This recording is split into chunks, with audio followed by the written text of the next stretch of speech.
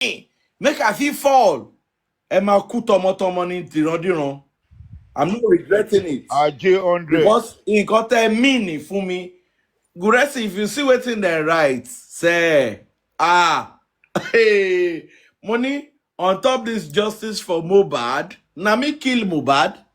Not be me now. If you see what these people, if you see what they wrote, and I'm like, wait a minute, why would you cook up lies and videos? Yo, they wanted all they want is Hold on, Guresi. Eni, ó tún dínkù, ó tún di ọjọ́ kan.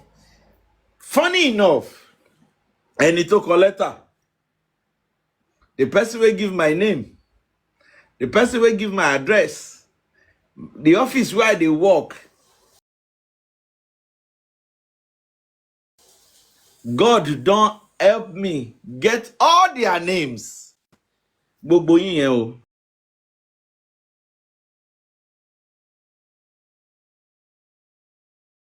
Ṣé o? Ẹ mọ kọ̀dí nínú yọ̀ lágbára Ọlọ́run. Ẹ mọ kọ̀dí nínú yọ̀. Why? Because I dey support Baba Mohbad. Ṣé na una pikin die ni? I don't understand. Ṣé ọmọ yín ló kú? Ṣé ọmọ yín ló kú? You have failed, you will continue to fail. The failure you know today will not depart away from you. You will fail, you will pass that failure to your children. Your children will fail, your children will pass that failure to their children. So it will be a cause of ancestral cause in me. The day we I go do for now, hey, me, I don't tell you, I say, me, I no be Baba Mohbad, na Prince I be. When I go ready for now, that ogunwe una they do. When I they put fork for mouth, when I they put spanner, una they play. Una they shaking it, una they play. Agbenyin lo sada ye lala ni. E di shiri. Ayeka ma so goda anson lo. Daddy, sorry. Wetin dem do.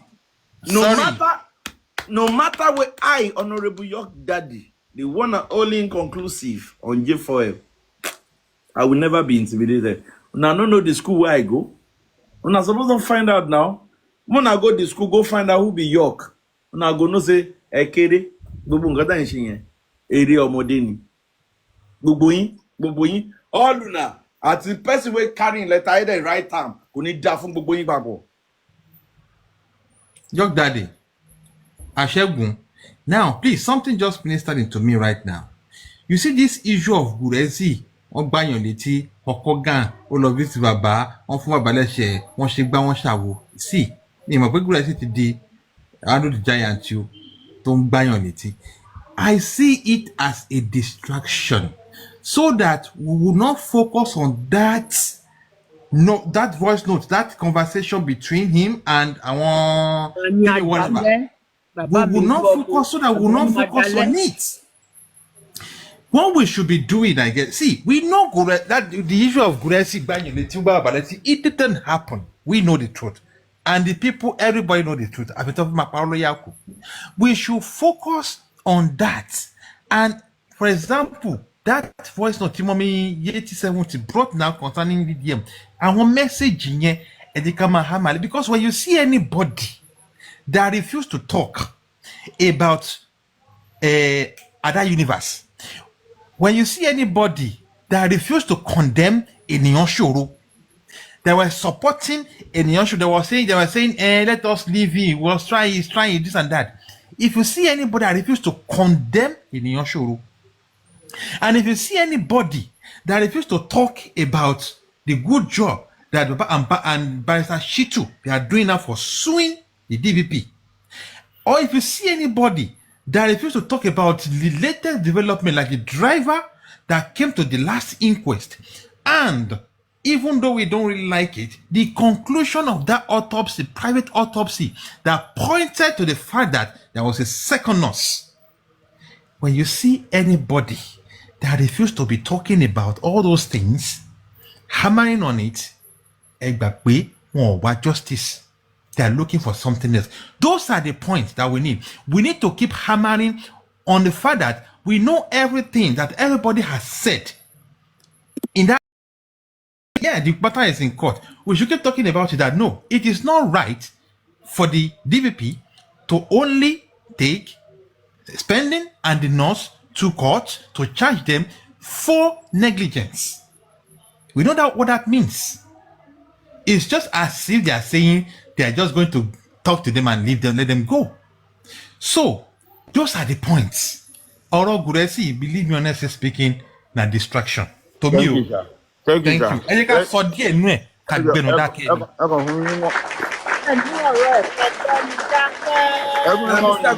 Mr. Gracie, hold on, please. Mr. Gracie. Wọ́n kàn fẹ́ sọ̀rọ̀ kóòtù yẹn ni. Hold on. Ọ̀rọ̀ kóòtù yẹn máa sọ torí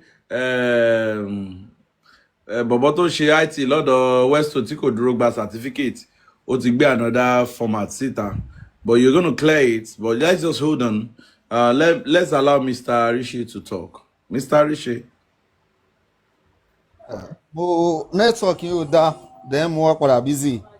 If you have anyone that wants more, you can drop me. Am I worried? Ó ní bóyá bàbá gan ló ní kó lọ pa Mohbad. Ó ní pé bàbá ò kí ń fojú kan òkú ọmọ ẹ̀ irọ́ ni torí bàbá ọmọ ti kú mọ́ bàbá òun lọ́wọ́ rí. Bẹ́ẹ̀ mi wá ń sọ fún Yomi kó gbàdúrà kó kí ni Akóredé tó fi sí Nàìjíríà ń gbà tán fẹ́ pa ń gbà ẹ̀ kó gbàdúrà kó kú mọ́ lójúná. Ẹ má sọ bẹ́ẹ̀ ẹjọ́. No, mi ìsépèlé ó ní irọ́ ni bàbá ń pa ni. Wọ́n ṣe wà lórí ibẹ̀ ni wọ́n dá lóhùn bẹ́ẹ̀. Ó nírọ́ ni bàbá ń pa ni. Then York Daddy ẹjọ́ sẹ́wà ẹ rí fídíò mi tí Yomi ti fẹ́ búra ní platform láti lánàá.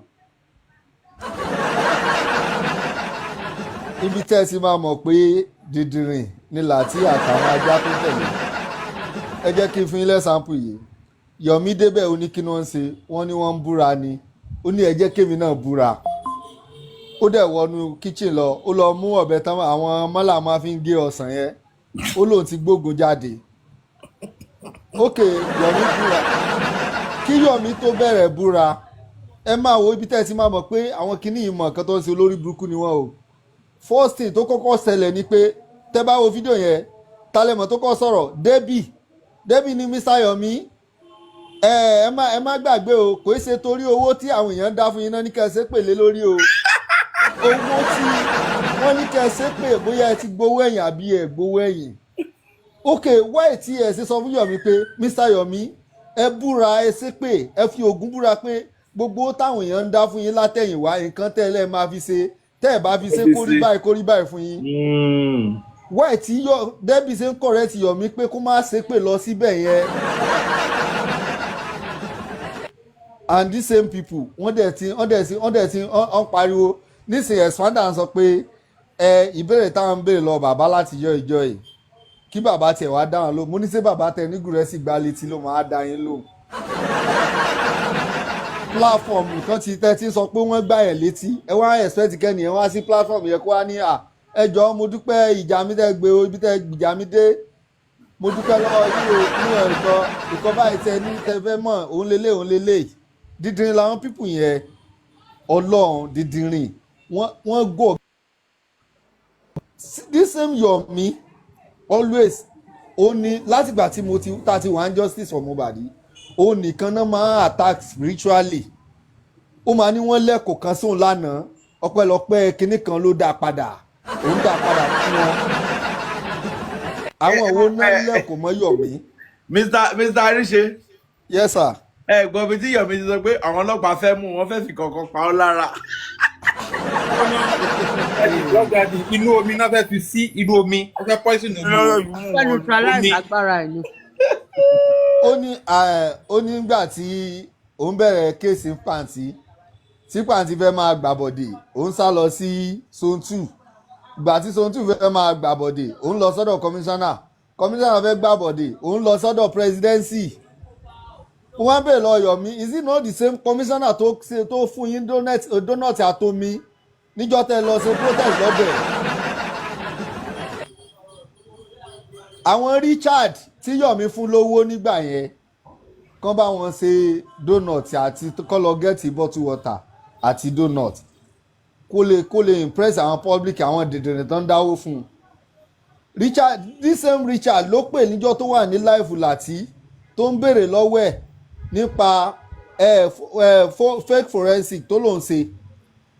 This same forensic tí Yomi sọ ń gbà yẹn páwọn wà lórí ẹ̀ lọ́wọ́ àtìgbà yẹn ṣe gbọ́ kẹ́nìbọ̀dì béèrè lọ́wọ́ Yomi pé Mr. Yomi fún forensic tẹ́lẹ̀ ń ṣe lọ́wọ́ níbo lẹ bá dé látijọ́ yẹn because ó padà sọ pé ẹ̀ nídìí owó public owó tán ó lọ sí géèmù tí wà àti Látijọ́ play àti ó dẹ̀ lọ sí sòkan wọn fún ẹ lówó àwọn owó yẹn ló kójọ tẹ̀bíǹsì fún forensic ibo ló lẹ bá dé níbo lẹ ṣe dé látijọ́ ìjọ yìí kò sẹ́nibọ̀dì tó lè béèrè everyday kàn ń wá content ẹ máa play téèyàn fi máa pọ̀ sórí platform ẹ̀ Láti ó dẹ̀ sì ń ṣeré ni one day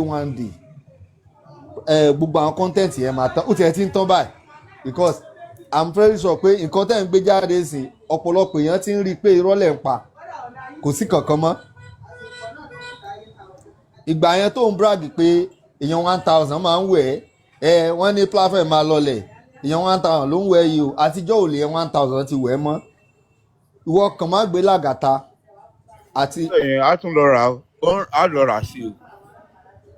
ẹ tiẹ̀ dó kó má gbé Lagata àti Yomi wá sí platform ẹ̀ kó wá wo iye èèyàn tó máa wò ó platform ẹ̀ ti ṣubú náà bó fẹ́. ó ń rà ni ó lè lọ rà sí o. èló ni la Mr. Guresi tó bá lọ rà á afọ́jú tó dìjú tó lórun lòún sùn nígbà tí kò sùn ta lórí àṣẹníṣe ra ọwọ́ ta ló ti kówó tó lọ fi ń rà á. èèyàn mélòó ló fẹ́ rà ọjọ́ mélòó ló fẹ́ fi ra èèyàn kan máa wá sí live platform ó ń tan rẹ̀ ní gbogbo nǹkan tó ń ṣe ó kàn ń jàporó ni kò sí kankan fún wọn mọ́ honestly kò sí kankan fún wọn mọ́. Mr. Richard, thank you very much. Yes, sir. It is what it is. We'll continue to be doing what we are doing, what we know how best to do. We talk the talk, we do the do. DNA is sacrosanct, DNA is a must. It is simple. Application for the DNA is in pipeline. We're waiting. The family is waiting. And the truth is this, yeah? At this point in time, ojú wa ràn kalẹ̀ báyìí ni. Wọ́n lè gbé wa ní gógó mọ́. Wọ́n lè gbé wa ní gógó mọ́. Àwọn tó ń report àwọn èèyàn kiri. Go on, continue reporting. But wọ́n ti parọ́ kan rí pé wọ́n ti deport Ọláìdé. Thank God pé wọ́n deport Ọláìdé. You know, a whole lot of, they are trying, but God passed them. And when we are talking, we'll be asking ourselves, we want Nigeria to be better. We saw the high saw that happened in Benue State. Our prayers and everything, our prayers, our emotions, everything is with the Benue State people. That is not acceptable. That kind of a massacre is not what we need in our country. And this is what we keep preaching, that we want Nigeria to be better. How can Nigeria be better if we don't stand for the truth? If we don't want the truth to prevail? You understand? And this is why we are here today. If the police, Lagos State Police, have done the needful, ab initio, we will not be here today. But one thing I know is that when you don't give up on a cause, at the end of the day, at the end of the day, God go answer prayer. Bamishe's case, you know, spanned for like 4 years before a meaningful justice was given to her. You understand? So we know the nitty-gritty about seeking for justice as a fact that some top dogs are interested. Some top dogs are that's why we are facing what we are facing. It's not ordinary. It is not ordinary. Police, 5 stories, ear infection, Obema Kenje, Norsi, this one and that one. Different story, you know. It is not ordinary. And that is, thank God that Mohbad, they said in the CTC that he died in the house. Everybody has given their testimony. And there's one thing I heard from Sanshito, and I heard it like this. He said, and I quote, "What we have on ground is good enough to take us to the next phase of this justice." You understand? And for me, I will continue to talk about him. It's simple. His certificates is top notch. Go and check his antecedents. Go and check his cases. Google him. If you're trying to doubt him, Google Sanshito. There are cases he has won. It's not like some lawyers. Some lawyers that won't win anything. Won't win the smallest case. But now, smallest case DNA, all share agreement from 23 pages to 5 pages. The smallest case tí wọ́n ní pẹ̀lú bọ̀dá Oníkòkò. African TV case. Bọ̀dá Oníkòkò tún náà wọ́n mọ́lé. Gbèsè lájẹ́ bọ̀bẹ̀, gbèsè látúnjẹ́ bọ̀bẹ̀. Tabata tí wàá sọ nípa gbèsè yẹn. Bayo, Tabata tí wàá sọ nípa gbèsè yẹn. You know there was a price he was calling up an issue. It was You know that. exorbitant price. Hold on. Mi kì í láì máa gbé Báyọ̀ débẹ̀. Ìgbà ló máa sọ̀rọ̀ kọjá mi báyìí. Má sọ̀rọ̀ kọjá mi. Focus. You know that the first price we heard, we were like, on top of Oníkòkò, lẹ́fẹ̀ẹ́ gba ilé ó ti pọ̀ jù now. You know that we now send that person back to him. Sent. Oh God, Uru Bobo will leave. My drop where Mr. Talove Soro, Mr. Vengeance, let's have you. Bayo Itiman Soro. Bayo Itiman Soro. Oh yeah, Mr. Vengeance is not ready. Bayo Billion, let's have you. Oh yeah, Mr. Grace F1 court skinny. Okay, well, court, I think the state need to, the DPP and the Attorney General need to apologize. Mr. Grace. Yes, ma'am. Hold on Yes. 1 minute. Okay. Balamera Jewelry. We have Abe Billions, we have Bayo Billions. It's two different persons. Abe Billions and Bayo Billion are not the same thing. Go on, Mr. Grace. Thank you. Billionaires among us. Anyway, so the court, let me say, immediately the matter did not hold. But how it happened is this. On getting there, lawyers arrived before everybody, hoping that the court will take the matter up. But when they get there, sat down and tried to check through the court record of cases today, it was discovered that the DQQ lawyer sent by the DQQ and Attorney General had come earlier around 7:30 to say that his clients are not ready and not prepared for today. So the matter did not hold based on a kind of, should I say, appeal or a request to the court that they are not prepared to appear today and that the court should adjourn the matter. So there was no sitting and the matter has been adjourned to 24th of this month, which is next week. 24th of this month, next week. So by next week, there won't be any excuse. The Attorney General and the DPP will be ready to be in court. So that was how it was. There was no sitting, there was no case, there was no matter that was treated for all of us, DPP and Attorney General. So that's how it is. Anybody that gives any narrative, just consider it, because I saw a raw gecko around the court. It is not everybody deserves to be listened to, but some noise will come from somewhere that you just need to ignore. So it is what it is. We are looking forward to 24th when our case will start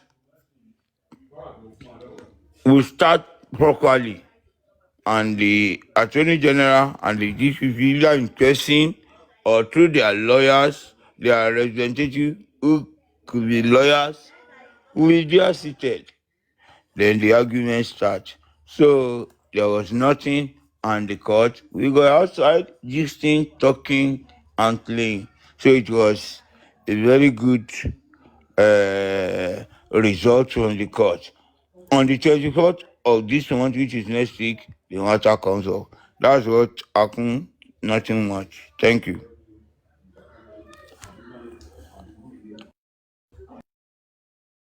So much, sir. God bless you, sir. God bless you. Thank you so much. Good afternoon, good morning to everybody. Mr. Arisha, good evening, good afternoon, sir. I'm on the 8070. I'm Marco Fushi. Good afternoon, man. Good evening. I'm on Bosibola. God bless you. Good evening, good afternoon. MC Oloma, Baba. MC Oloma, the vex. So, tell me at your dad, batting play game. Emalo, I like your dad. And what's sort of tell me? Bayo, you're already a billionaire now, that is why. You know, millionaire I don't know by name, we call you by account now. Okay. God bless you. Thank you so much, yo. Mr. Vengeance, Mr. Vengeance, good afternoon, sir. Mommy Ayokoto, good afternoon, good morning, good evening. Sir Gracie, it's good to hear your voice again. Thank you so much for the clarity on the matter of the court today, because somebody called me to say, all about Wasiko and stuff like that, and I was like, I don't think that is true, because the date of the court is announced, and Baba knew, and he knows what he's doing, he knows what is ahead of him, so that is not true. So thank God you are putting clarity to it, and I know a lot of people are hearing this now. I want to go back to the issue of Lagata versus voice note versus recordings, and the advices and the problems in justice for Mohbad. Around March of last year, a very close ally of this particular guy, Idowu, had told me that this guy is always recording. Anything you are doing with this guy, just be careful, be mindful, and stuff like that. And as at March of 2024, that is exactly like 5 months in, and people have started. But because because I didn't hear from his part, I wasn't taking cognizance, but I was very careful in my dealings with this individual. And I know that some people, like Gracie said earlier, that he was one spiritually, and he was one, and I can tell you that Gracie was one too. Even Baba Mohbad was one, but Baba Mohbad was still doing things that he needs to do, because at that time Baba Mohbad is lost in thought, is lost in a lot of ideas, because everybody is coming with different ideas, different suggestions, different help from every angle. So Baba Mohbad was not saying or anything that is serious. Bayo, yeah. Remember, quick by now, Baba. Ẹ lágbára Ọlọ́run, ẹ má worry. Justice sí, ó ti di gbígbà. A máa gbà. A máa gbà ní. Nǹkan tó máa fi mú bàbá mọ́lẹ̀ nìyẹn o. Baba máa ṣàdúrà, Baba máa ṣàmì. The day Baba Mohbad discovered that this person is anti-justice, bam! The Baba changed all his TikTok details. Baba changed it. That is the tantrum. Go and check when it started. Go and check when it started. May 2024. It was May 2024. He now lets the whole hell loose. What? Going from pillar to post. I know critical thinkers. Ṣé critical thinkers ló gba platform Baba lọ́wọ́ ẹ̀? Kò yé mi o. He was reading messages. I confirmed. Baba Mohbad sọ pé ó máa ń ka message àwọn, máa ń response message àwọn. Somebody told Baba dárúkọ ẹni tó Baba sọ fún mi wípé ẹni báyìí sọ pé Baba mo send him message. Focus. Okay. So the few times he was able to speak to Baba Mohbad, he has recordings, And you can imagine the level of wickedness, the level of backstabbing, blackmailer that he is. Look at that. 3 months into justice for Mohbad, you have your phones recording everybody's conversation. And he didn't stop there. He trained a lot of people. Somebody told me in justice for Mohbad, he told me that even if his wife calls him, he records. Focus. Take a look. He told me that his wife, Tobacco woman recorded. Those are these foot soldiers. Those are the foot soldiers that he has trained. Like you are talking to them right here, they are using another phone to record you on the other angle. Now those are the things, evidences that is calling evidences. So audio recording that you obtain under false pretense, lying that you are supporting them, lying to say that Baba, look at this, justice is said. Justice is said. You give somebody 10,000, you come outside and lie, it's 100,000. You give somebody 2,000. Just that when Baba Mohbad was pressured, at the point Baba Mohbad had to go and collect power of Anthony because of Baba ini. The challenges, the attack was too much, and it was through these people. It could take a Basai lock back power of Anthony. Carry on from where he stopped. That is the reason. And these are the people. Bayo, this same person, he said he used to give Baba money monthly. He said, Oloma fún Baba lowo monthly.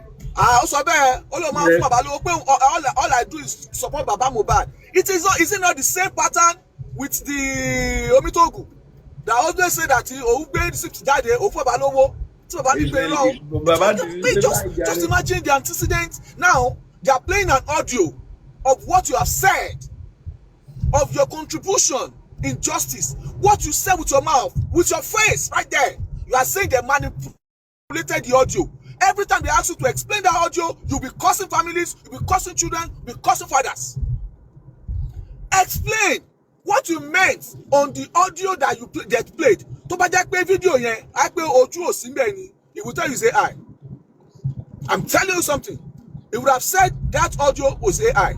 If Adibin, that his face was not there, Adibin, his name was not properly mentioned. Look at the relationship he's having with Wendy Gold. Look at the relationship he's having with the platform that was causing our families, causing our children at that time. Now, your friends or friends that they supported you, that they are friends, that you were in the same group together. You were going around asking for, do you have proof against Westo? Do you have proof against this individual? Do you have proof against this individual? I want to be audio in your they put out your audio, they are playing it, and they say there is more. You are not using reverse psychology to say, Baba no gba, Baba sita, she Baba no gbe audio sita, she Baba no go platform to sọ̀rọ̀ ni. It was not Baba that went to the platform to speak. You are the one that went to the platform to speak. It was not even Gracie that brought the audio. Gracie kọ́ ló gbé audio síta. Ibi tó ti sọ̀rọ̀ náà ni wọ́n ti gbé audio síta. Àwọn tó ń share, tó máa ń record ara yín, tó máa ń gbé audio ara yín fúnra yín, náà ni wọ́n ti gbé audio síta. Now you are now saying Baba Ashibaba máa tú, Ashibaba. Ayé máa bàjẹ́ tó bá tó Ashibaba. Àti gbá tí Baba Mohbad sí, àti wọ́n gbára wọn létí. Ṣé nǹkan tó pa Mohbad nìyẹn? Ṣé ìyẹn onímájíṣẹ́ máa fi dájọ́ ní court? Ọ̀gá lọ sọ nǹkan tí ó sọ lọ àdírẹ́sì mátà my c. Wọ́n ní mẹ́sẹ̀jì wà náà. Response aduke Okina. Àdúgbò pé mẹ́sẹ̀jì wà. Tẹ́ fi exchange tó fi threaten àwọn ọmọ yẹn náà. Wọ́n ní mẹ́sẹ̀jì tó fi threaten àwọn ọmọ yẹn wà náà. Bayo billion. Go and respond. Go and respond. You are not responding to Baba Mohbad. You went on a platform. Nobody they hear me on the platform. What Dr. Audio Yeni? You bring the original audio. I want to the platform here. One, they know it's also Dr. I will come back for them. You are adjusting from last week to this week. Now you are adjusting to next week. Now you are saying tomorrow again. Hello, my take my join it. If they join it, actually, my true. Bayo billion. Useless people. Bayo billion. You hear me? Hey. Yomi that said that. Yomi said it 3 days ago. I swear to Almighty God. Show to Ekpe.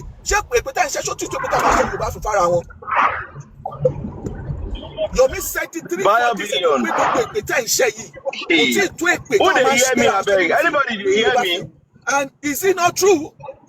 Until Obeje, but to that your mother call your mini, your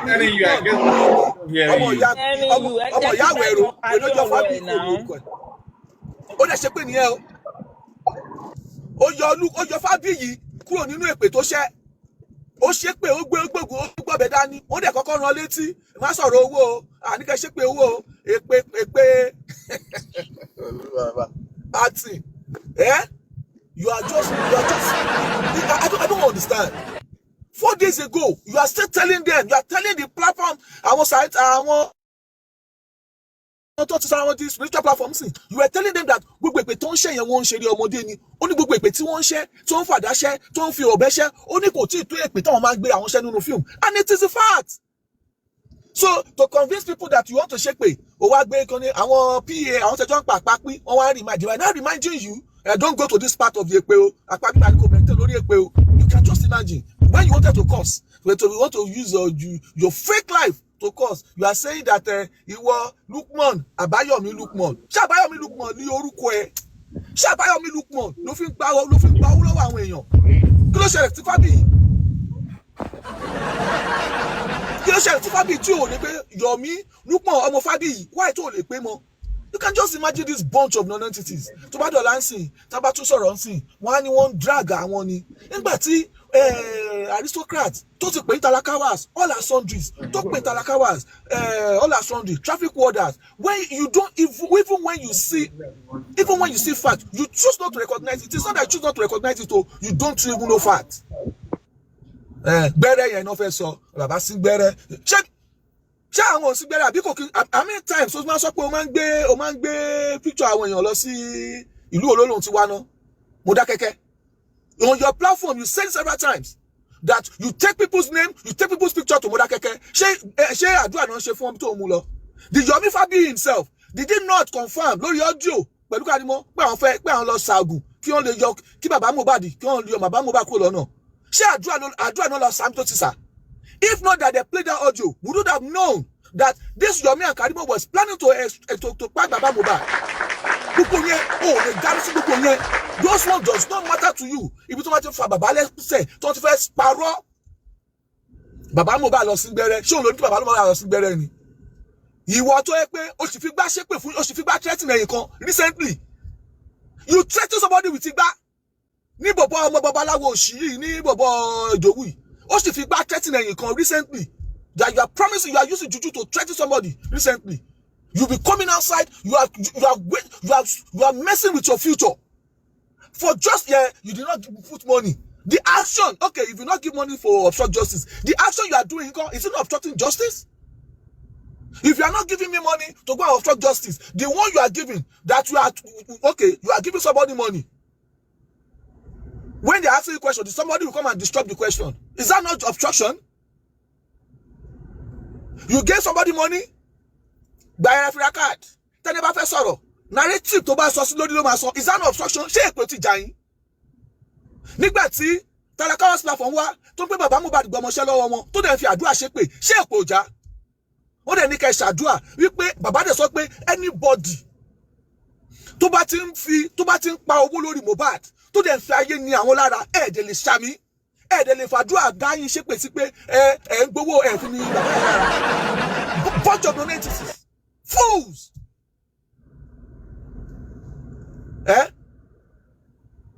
You are giving somebody money to buy for any 20,000.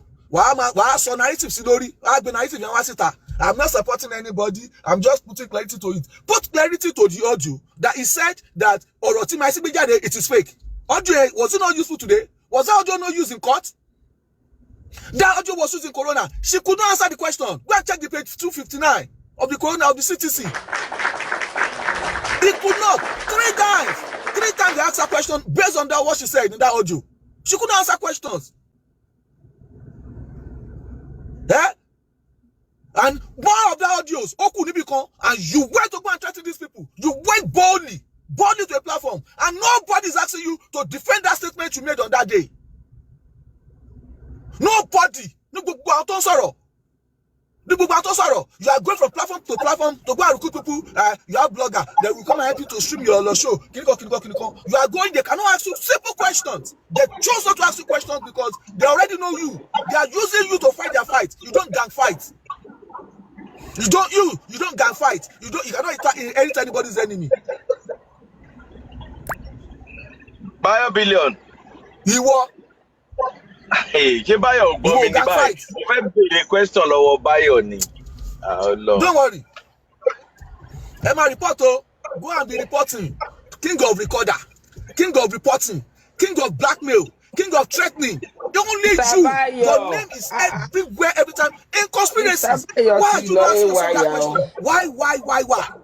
The name. Orúkọ ẹ̀gbọ́n wa conspiracy, controversies. Why? There's no good thing. Not even the good thing. Even the protest you did in UK. A lot of reports was made about your actions behind the camera. Behind the camera, the people that you are making friends today, they never wanted to hang out with you. They never want to be in your space.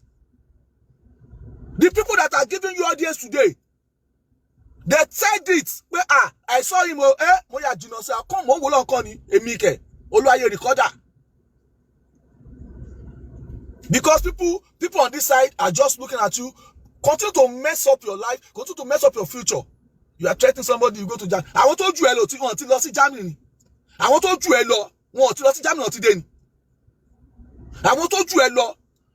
Don't try and shit and parrot and so labenu. Shama bunny. Tia and say, kò ń kẹ̀kí ní kó lọ sí Germany òun tó ẹ pín gbà tó ní kó lọ ní òun àgbàlẹ́ àtòmátò òun máa kọ́kọ́ translate owó onírò kó máa fi translate ìrìn ṣe ti gbalẹ̀ ìwọ tó ń ha àkà ayé fúnra rẹ̀ wọ́n tún máa ti fa gbóyó tó ẹ̀lẹ́ tó ń tún gbogbo ẹ̀pọ̀ orí wọn ò kí ń pé mọ́. You confirm that you are recording somebody secretly without his consent. You confirm that you have audios recorded without people's consent. You confirm on a live program that you track people's information. You are selling people's accounts. You are selling people's name out. Intimidation. Only you. You are forgetting that all those messages you are exchanging, or you are deleted. Checking cabinet to set to delete. You confirm to me. You send me a message and you deleted it, and you told me the reason why you deleted it is because you don't want me to think otherwise. Why? You sent something in that message. What you told me in that message. Tumba kasita fún àwọn wèrè tó ń tẹ̀lé kiri nsin, tó ń gbé sókè nsin. Ayé máa bàjẹ́ ni. Madman. You said they are begging you, Africa. In 2 weeks, in just 2 weeks, African TV debunked you. African TV is begging you. They'll be begging me. The African TV brought you were the one that slide into it. Oh, Joshubu one Kiniani. Oh, Joshubu ni. Oh, Joshubu boy inu DMN. He put it out. Somebody also did that too. Select who did. Everybody. Evidence is but your own evidence. It is you are postponing. Babalo. Ṣé Babalo gbé audio ẹ̀ síta. Ṣé Babalo lọ record you bí tó ti sọ̀rọ̀. Ṣé Babalo play ẹ̀. Tí Baba kọrin fún yín ṣe máa sọ pé kọrin fún yín. If Baba is singing now, if he start to sing now, máa ní pé on kọrin fún yín. Did you not pay Omitogun to go and start investigating Sele? Ṣé bí ibi tẹ́ ti ń sọ̀rọ̀, ṣé bí ìwọ record ẹ̀, òun náà record ẹ̀ ni. Ó lè kẹ̀dẹ̀ lóhun, òun lọ fi gbowó bì kan. Did you not pay to go and start investigating a fellow person that I don't joke on the platform? You are paying people to go and be following people up and down. What kind of a life is this? What killed Mohbad? Is this why we are in justice for Mohbad? Is this the reason we gathered here today? Oh, forward that justice, but irọ́ ẹnu threats at blackmail to be of justice in court. You are intimidating people not to speak up. But ṣe ń fògùn ló ń fi court. wá fún àwọn kan lówó àwọn pamai 6 blogger tó ń pè kiri òun fún wọn ní owó kọ́ máa bẹ́ẹ̀ gé kọ́ á lè lọ fà kọ́ máa gbé kó lọ fà òun fi 2 weeks pèrò sí platform ẹ̀ ayé ti bàjẹ́. It's a shame on you. It's a shame on you. Wọ́n jealous mi ni ẹni tó ń gbélé council tó ń gba benefit wọ́n jealous mi ni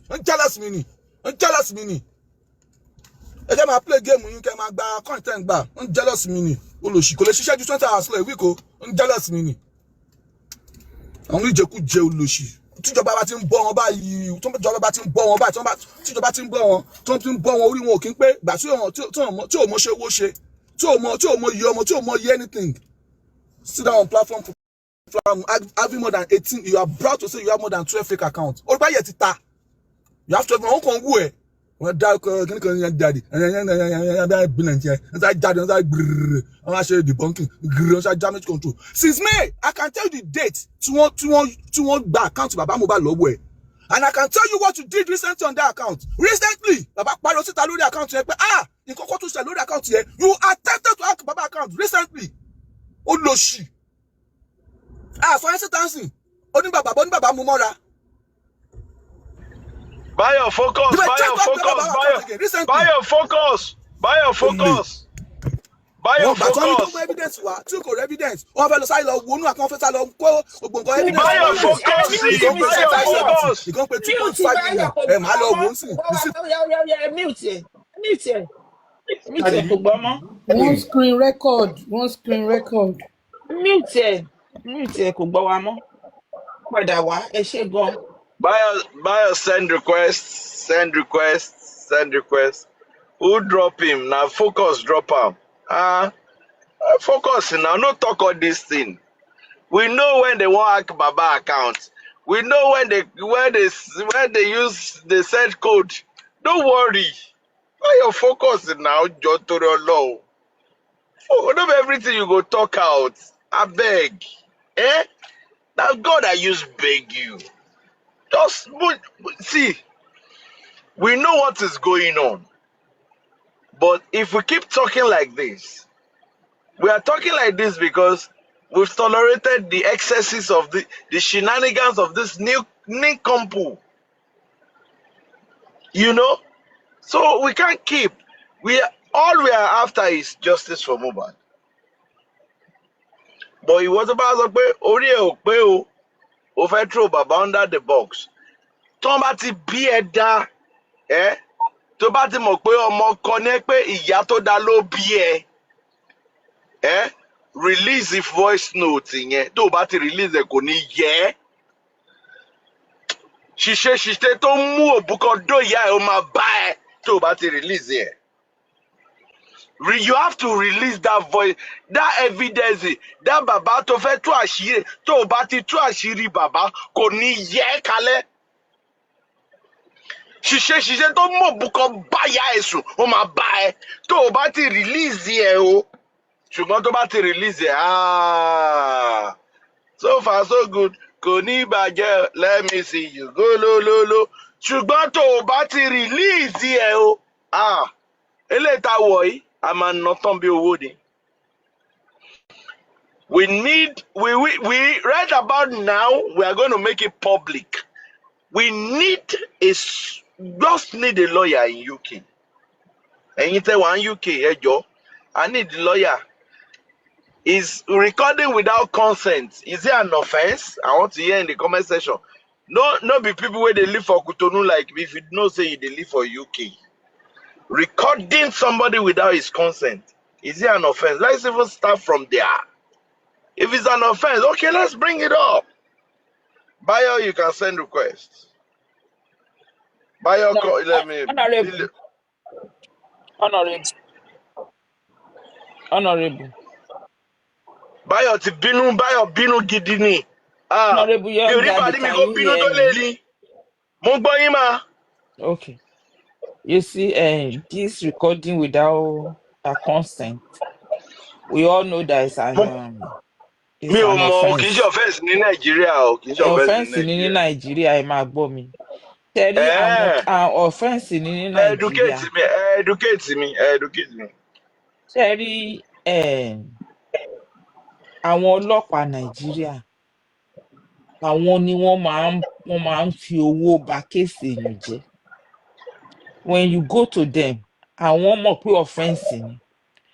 Táwọn bá ti wá gba owó lọ́wọ́ ẹni tó record abẹ́ni tó ṣe ẹ̀ṣẹ̀ yẹn, wọ́n á wá máa bẹ ìwọ pé kó gbàgbé ẹ̀. That is just about that. That is that about that. Ẹ máa sọ bẹ́ẹ̀, ẹ máa lo òyìnbó ẹ̀gbọ́n mi. Ẹ máa lo òyìnbó ẹ̀gbọ́n mi. That is that about that. Ẹ kó lórí ẹ̀, ọgbẹ́ ìbò. Okay. Ṣé ẹ rí bọ̀bọ̀ yẹn, ọmọ abirùn yẹn, ọmọ tí ò níṣẹ́ lápá, bẹ́ẹ̀ pé àwọn junior club tó ń bá ti gbéṣẹ́ fọmọ ẹ̀ ló ń tẹ̀lé kiri. Ẹ rí pé ó máa ń sọ̀rọ̀ bí ọmọ abirùn. Kò ní any voice note tó lè fi mo ti sọ̀rọ̀ yìí lánàá. Kò ní lárí tó bẹ́ẹ̀ yẹn tó bá ní ó máa ti pín káàkiri. Ẹ máa ti máa gbọ́ ní àwọn platform kan kóun fúnra ẹ̀ tó wá sọ. Iṣẹ́ ọwọ́ ẹ̀ nìyẹn. Ṣé rí eléyìí tán play tí wọ́n fi sọ pé ẹnìkan sọ̀rọ̀ obìnrin tó ń sọ pé ṣẹ́yìn nìkan lẹ wà ń bẹ̀ kinní kan wọ́n ṣe gbẹ́rẹ́ pàkọ́. Tí mo ti gbọ́ ní abẹ́ comment section àwọn coven kì í ṣe oṣù mẹ́ta. Tí mo ti gbọ́ lọ́wọ́ ọmọ tẹ́ni tó mi tẹ̀ rántí orúkọ yẹn mú. Tí mo ti gbọ́ lábẹ́ ọ̀rọ̀ ẹni yẹn kì í ṣọ̀rọ̀ àná. So ṣé ẹni tó bá ní anything ọmọ yẹn ló máa kọ́kọ́ fún wọ́n ti máa fi drag bàbá sílẹ̀ kóun fúnra ẹ̀ tó wá sọ bí tẹ́ ẹ ti máa mọ̀. Tó bá ní ìkọ̀kan sìn ó máa wá wájọ ni ó máa lọ wá àwọn ohun yẹn kó jọ. Having said that, mi sọ pé gbogbo action tí anybody bá lè take against it. Ó mọ̀ pé recording without consent ó mọ̀ pé ẹ̀ṣẹ̀ ni. Òun ló jẹ́ kó Mr. Gudesi ló ní kó máa rìkọ́ọ̀dù voice bàbá. Mr. Gudesi dẹ̀ sọ pé àwọn kẹ̀. Mr. Gudesi fúnra ẹ̀ tó ń bá bàbá sọ̀rọ̀ kò rìkọ́ọ̀dù bàbá ó máa sọ mọ̀ pé kí náà ti ń porúkọ ẹ̀.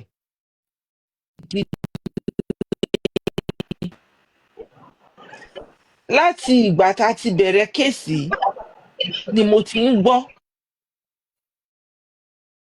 oríṣiríṣi ọ̀rọ̀ láti gbàgbọ́ náà tàn tí ọjọ́ tí mo rí eléyìí tó fi lọ ṣe ní tèmi platform. Ó mọ̀ pé gbogbo nǹkan tó ń ṣe yìí ó mọ̀ pé it's against the law. Tó bá ti sọ̀rọ̀ yẹn lọ ẹ máa gbọ́ tó máa ní Guresi òun kúkú dúpẹ́ Guresi ló ní kóun record conversation àti bàbá. Guresi told you that in the same way wàá tún wá gbé mi jáde pé tó bá ti ń báyọ̀ sọ̀rọ̀ tó bá ti mọ̀ pé ẹni yẹn is not to be trusted máa ṣàṣírí. Báwo ṣe Guresi ló máa fẹ́ fún ẹni tó máa fẹ́ tó máa so bọ̀bọ́ yẹn ti ya wèrè. Èmi mo ṣe à ń retí pé gbogbo bó ṣe ń ta bàlàbàlà mo fẹ́ kó ta sínú náà ni. Mo fẹ́ kó ta sínú mo fẹ́ kí bí ọ̀rọ̀ Mohbad bó ṣe kàn án tó fi jẹ́ pé o ti sọ sórí bó ṣe mọ fámìlì Kàrímọ́ bí ẹ ṣe jọ tó ṣe mọ owó fámìlì Kàrímọ́ o ti sọ sórí bó ṣe mọ àwọn pípù yìí and because pé ó mọ̀ wọ́n ó ṣe ń try láti máa gbọ́ first hand information ní everywhere tó bá lọ. Gbogbo pé ó lọ fún Downing House ó lọ Nigerian House ó lọ ń ṣe protest wọ̀nyẹn láti prevent real protest láti take its course ni láti block the real people tó ń lè sọ pé báyìí ní ká wá ní protest yẹn ò yield torí pé ẹ ká sọ ọmọ mi coach ẹjọ fún mi níṣẹ́jú bí péré ọkì tó kó ònú lẹ́nu. All right. Ẹjọ má bínú wa Motoro apology. Honorable York, everybody on the platform, Ekason. Mo dẹ̀ dúpẹ́ lọ́wọ́ everybody tó celebrate mi náà ní àná náà. Thank you very much. Ọlọ́run Elédùmarè á wà pẹ̀lú gbogbo wa. Ṣé rí Honorable York béèrè question kan lẹ́ẹ̀kan, ó náwọn tó wà ní UK. Ṣé ẹ̀ṣẹ̀ ni pé kéèyàn record yẹn without the consent? But capital offense pàápàá ni, because it's under data protection. If any parasiters want to record me, he has to tell me before he can go further. If I'm agree, I will give him the consent. Even this phone, if you call any of these subscribers, they will first of all is being recorded. If you are agree to continue, you can hold on the line. But if you are not agree to continue, you can cut off the call. That is very, very important. Sherry, kò sí ignorance in law, in a court of law. Pé mi ò mọ̀ ni mo fi ṣẹ̀ṣẹ̀. Lágbájá sọ wípé kí n ṣe nǹkan náà ni mo fi ṣe. You are above 40 and you are saying Guresi ló ní kò ṣe báyìí, Guresi ló ní kò ṣe tọ̀. Ẹ rí pé foolishness ni, stupidity nìyẹn náà. Bàbá stupidity nìyẹn. Kí àgbàlagbà dúró èmi kì í ṣe nǹkan sì máa sọ pé nìkan ló ní kì í ṣe. A fool at 40 is a fool forever. Wọ́n lè bọ́ ń bẹ̀. Then gbogbo nǹkan tó náà fẹ́ gbé jáde. Ṣé nǹkan tó pa Mohbad nìyẹn? Ṣé nǹkan tá à ń wá nìyẹn? All this is just diversion. DNA yẹn ni problem tí gbogbo wọn ní issue pẹ̀lú ẹ̀. Wèrè ni wọ́n bọ́ ṣe ń jó káàkiri bí ìgbóná yẹn. Wọ́n dàbí tó bá fi iná sínú òkété ní gbogbo wọn ṣe ń bẹ́ jáde. DNA ni problem tó ní. Wọ́n ní nǹkan míì jù yẹn lọ. Problem tó ní nìyẹn. Wọ́n dẹ̀ mọ̀ pé nọ́mbà tí máa bà wọ́n very soon wọ́n ṣe ń jáde láti distract àwọn tí a wà lórí social media. So nǹkan tí òṣì tí wọ́n ń ṣe nìyẹn. Ó jáde wọn mo fẹ́ lè lówó, mo fi ń tọ̀hún ní sísì, mo fi tọ̀hún kọ̀ bọ̀. Ṣé nìyẹn tọrọ owó lọ́wọ́ ẹ̀ ni? Ṣé bó wọ́n ló out of your pocket? Owó pọ̀ lọ́wọ́ ẹ̀ ni now. Ó dẹ̀ fún yàn kan lówó yẹn tán, ó ṣẹ̀ṣẹ̀ wá ń bọ́ta. Èmi mo ṣe lè mo ṣe tọ̀hún. Bàbá ń bàbá ẹ gbé kìíní lé lọ́wọ́. Ẹ ń wọnú àkáǹtì ẹ̀. Ẹ ń gbó ẹ lọ yọ owó nú àkáǹtì alákáǹtì. Ẹ dẹ̀ náà ń ṣe nǹkan tó dáa. Àwọn nǹkan tí ò dáa ní gbogbo ìwà bàjẹ́. Wọ́n wá gbà lọ́wọ́ ẹ̀ tán. Òǹkè Elédùmarè á fún wọn fìdí bọ́tù láti bọ́ wọn lẹ́nu.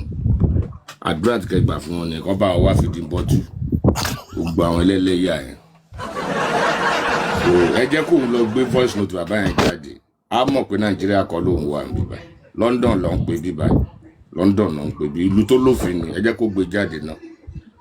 Tí bàbá ẹ̀ bá bìrì, tí ìyá ẹ̀ bá bìrì, ẹ jẹ́ kó gbé jáde.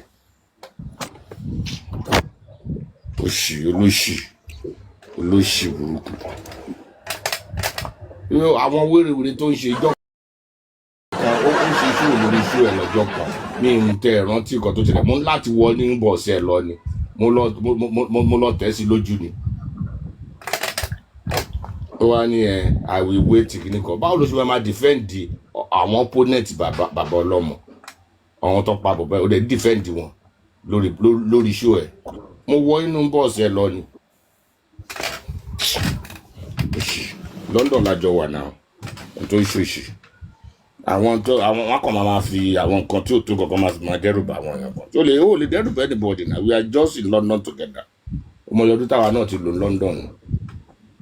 Òsibí táwa mọ̀ ní London yìí. Idiot. Wọ́n ṣòṣì ránṣẹ́ lẹ́yà. Tí ó bá ti sú everybody, ó ní gbé tó bá ti sú kókó lórí internet now. It's not by force. Ẹ kàn máa create scene.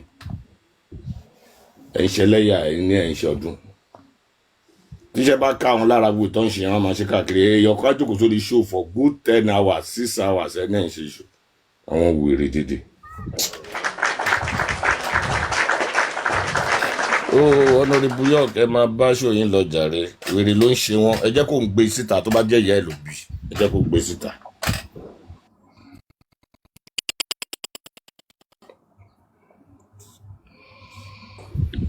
Thank you, Prince Shegun. Thank you very much. We are expecting the voice notes. We can't wait to have it. We're expecting it 100%. We can't wait to have it. We're expecting it. Thank you very much. Big submissions here. No, Honorable York Daddy, èmi ò Ma'am, make a submission. Dẹ̀ jọ ń torí Ọlọ́run kẹ́ bá mi ṣe àsùnránṣẹ́ sí ibi tí mo ń gbé.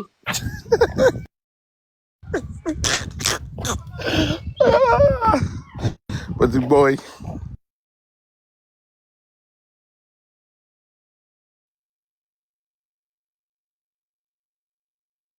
ẹjọ ẹni tí ó bá fẹ́ àsùn kó sọ̀rọ̀ kó sọ̀rọ̀. Omi kò ní sọ Please. pé àsùn ló bá wọn. Boss Rat Lukumo Alajo is trying to defend Lagata on that voice record. And I think I was trying to emphasize on it. Sherikon on Sakirini. No, but because that is that voice note. Mommy Yeti, I do about play. But the cool let me about play. Because I'm trying to defend it. If boss man is here, if he's hearing me, if he wants to defend, come and make the foolishness of yourself. Nobody will attack you, nobody will cause you. Send requests. Let us engage on that based on that voice note. About play, ma. Okay.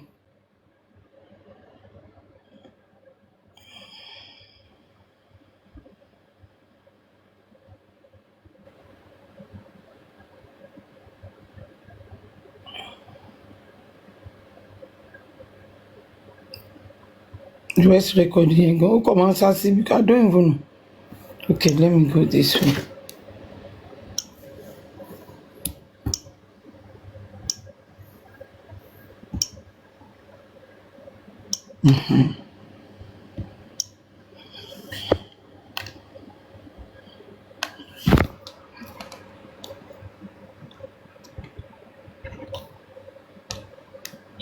Keep àwọn ọ̀rọ̀ wa tí Sister Karima bá lọ tán everybody máa fohùn lẹ̀ ẹ jẹ́ ká keep ohùn wa ká má bàa dá wọn dúró lórí fóònù èmi kan sì lọ́rọ̀ pẹ̀lú everybody tó ẹjọ́ ẹ jẹ́ ká lọ. Oya Team Lagata, please let me just hear from you. Mogaji ẹjọ́ ní sùúrù sir. Team Lagata, let me hear from you then. Mogaji will talk. Okay, Sister Karima, good evening. How are you? By the grace of God, we will get justice for Mohbad in the end. There is one statement that you made that caught my attention. You understand? Sherry Timothy nípa ti Maisi àti what's her name? Chiamaka, that happens to be Maisi's girlfriend. Tó jẹ́ best friend Mohbad to release the voice note tó jáde ńgbà yẹn láàrin Mohbad àti Wunmi. You understand? I had a show yesterday, and this was the things I had a show about my C's fake and àkóbá tó fẹ́ wá ṣe tó dẹ̀ fi ń ṣe rà tẹ́ pé òun ló máa jẹ́ kí àṣírí true in so many things because a lot of people I'm closer a bit mo láwọn àbúrò tó jẹ́ pé wọ́n rí mọ̀ nǹkan tó ṣẹlẹ̀ láàrin yẹn bọ́mọ yẹn ṣe release video ipa tí máa sí kó nínú ayé Mohbad gan kó tó ṣaláìsí. So people like that came up to people's platform to come and debunk and chase clout and what paro to mislead people. And these are the people all those people are looking for, all the African television and all of this fake TikTok that comes online that try to divert people's attention and give people wrong impression. So you understand? And closely we have been working with this team, Temi, Wendy Gold, and all of that. There are still so many things. I just want to buttress what you said, that there is one single fact that I know, that this Maisi and the girlfriend did on the voice notes and their contributions why Mohbad was alive. Our real name is Dominica Chinwe, you know, and our social media handle is Mommy's Girl. Here you get. So that one is the fact that I've known for 2 years. So well done to your job for standing up for your sister and coming out to put some light into so many things that we did not know. So thank you very much. Team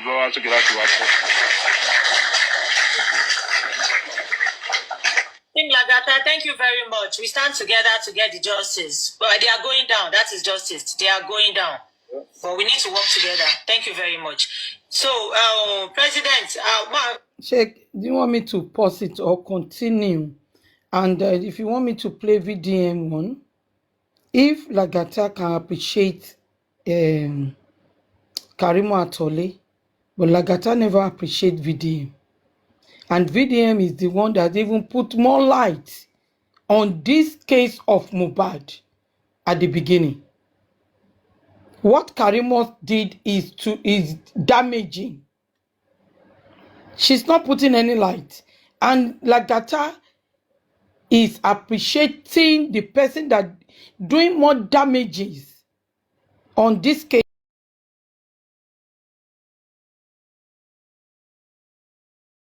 of Mohbad.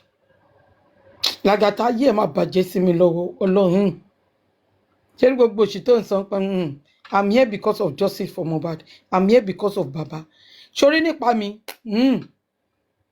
ó fẹ́ fi yẹn distracting. And ayé ẹ ma bàjẹ́ sí mi lọ́wọ́ ni. So if you want me to play VDM one to see the difference between what Karimo Atole did at the beginning of this case of Mohbad and what VDM that is not even related to both Mohbad and Wunmi Cynthia Adebanjo. Now my number one suspect for this whole thing. Now here are my reasons. The first time I spoke about her and I said everybody is a suspect. 2 days later, they wrote on a popular blog that device is connected successfully. Push the whole narrative and say that the wife and the family were the one that did this. That wants to put all the blame on.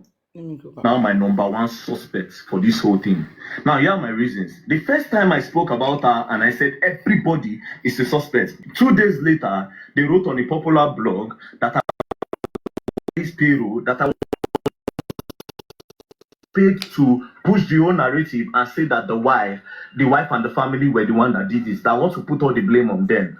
I thought about it and I was like, wait. And then secondly, I noticed that some of these blogs, they were only posting consistently about Naira Marley and Sam Larry. Consistently, you understand? And even when other evidences came, where Mohbad was talking about his girlfriend, all of them refused to talk about that part. Do you understand? They refused to talk about that because as of now, just the way Mohbad made that video and he said, if anything happens to me, hold Naira Marley, there's still a voice note, do you understand, that still says that the girl is trying to off him.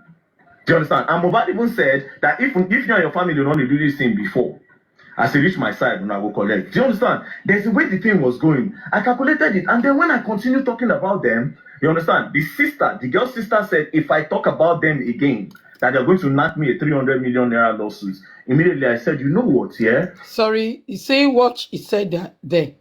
That the sister of Wunmi, that is Karimo, that Lagata is appreciating, giving kudos to, and attacking a outsider person that putting light on this case of Mohbad. I need to know what's going on. Then I now went down to Tunde North page because it was on Tunde North page that I saw that the girl was talking. You understand? Now, the day Mohbad died, barely 24 hours later, like even I think that same day, the wife made straight 8 posts on her story. Straight 8 posts on her story. There was no time to mourn. The thing did not take her by surprise. Do you understand? There was no surprise. So if the breadwinner, you just heard that your breadwinner bye, the first thing you do was to pick up your phone and start telling the general public. It's a celebrity. The news was going to come to everybody. The blogs were going to hear it. Why were you the one rushing to go and talk? And now, she's not, the posts she was making, yeah, all the posts were not about him. The posts were about her. Do you understand? Everything included her. Now, her in a way where She was taking everything. She was not making her. She was trying so hard not to make herself a suspect so that nobody is going to talk about her. Now, let me read all those posts she made so that you people understand what I'm talking about. Bros, if they put me for this guy, I swear I'll catch. Yeah? Now, see, this is why I'm telling you that she's my number one suspect. The first post, she said, somebody should help me. I can't do this alone. Now, this person did this thing and used 3 crying emoji. People that are seriously hurt forget emojis. I'll tell you for free, and I'm telling you, they forget emojis. Do you understand? Unless you are so strong, then you remember. But you see emojis, let's leave that one aside. No.